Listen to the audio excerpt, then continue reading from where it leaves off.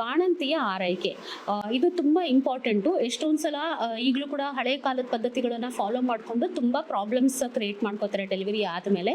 So usually ನಾವು ಬಾಣಂತಿ ಆರೈಕೆ ಹೇಗಿರ್ಬೇಕಂದ್ರೆ ದಿನಕ್ಕೆ 3-4 ಲೀಟರ್ ನೀರು ಕುಡಿಬೇಕು, ಎಲ್ಲಾ ತರ ಹಣ್ಣು ತರಕಾರಿಗಳು ತಿನ್ಬೋದು, ಮತ್ತೆ ಮೊಸರು ಮಜ್ಜಿಗೆ ತಗೊಳ್ಬೇಕು ಅಂತಾನೆ ನಾವು ಹೇಳೋದು. ಅದರಿಂದ ಯೂರಿನ್ ಇನ್ಫೆಕ್ಷನ್ ಎಲ್ಲ ಕಮ್ಮಿ ಆಗುತ್ತೆ.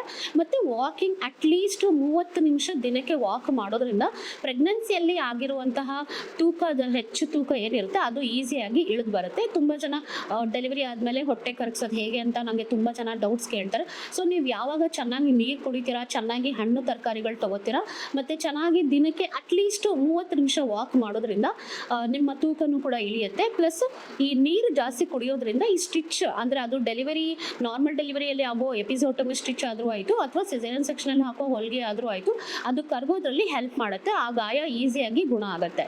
ಇದ್ರ ಬಗ್ಗೆ ಇನ್ನೂ ಡೀಟೇಲ್ ಆಗಿ ಕೇಳಬೇಕು ಅಂದ್ರೆ ನೀವು ಕಮೆಂಟ್ ಸೆಕ್ಷನ್ ಅಲ್ಲಿ ಕೇಳ್ಬೋದು. Thank you.